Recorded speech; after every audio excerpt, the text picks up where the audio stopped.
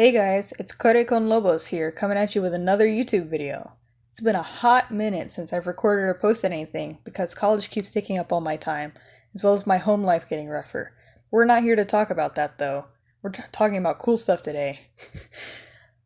I went to Furlandia this year, 2019, and I wanted to talk about it. I know it happened at the end of May, so this is like super late, but I think it's still worth talking about. I made a video about my experience in Furlandia 2018 too. You can check that out, link is in the description. So how was Furlandia this year?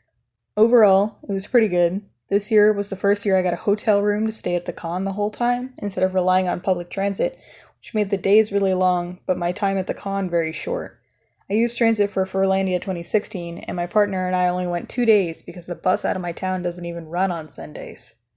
For Furlandia 2018, I went with a friend who doesn't even like me anymore, and she bailed out after going 1 day, and she was my ride, so I didn't feel like taking transit again, so I only went 1 day last year.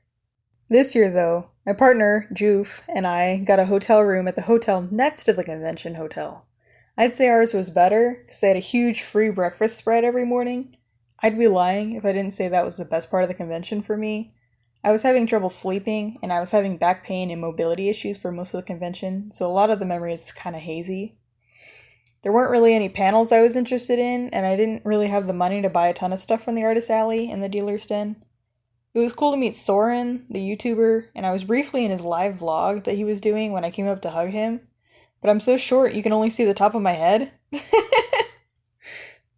I also saw Zillion, another YouTuber, but an artist like me. He's somebody I've looked up to for a while, and I've tried following along with his drawing tutorials that he puts out. It was a lot different than seeing Soren. It was really surreal. With Zillion, I'd already spent hours listening to his voice and like he was my teacher almost. It was kind of weird. But I'd never seen him like in person or his face like at all.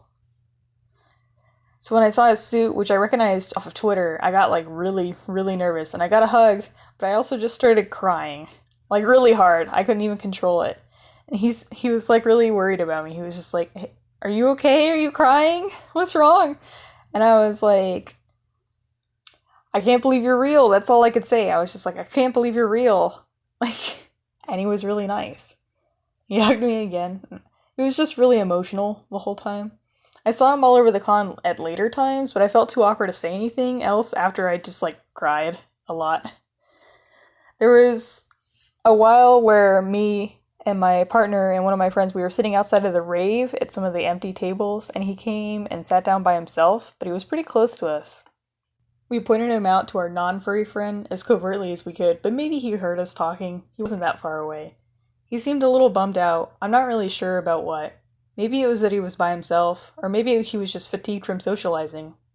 It was hard to say, but I hope he's doing well. He seemed like a really nice guy. One of the cooler parts of the convention is that one of my friends who was part of the Clackamas Community College journalism program got the okay to do a little documentary-type report on Furlandia. She tried to do one last year, but the scheduling didn't work out. She was like too late or something.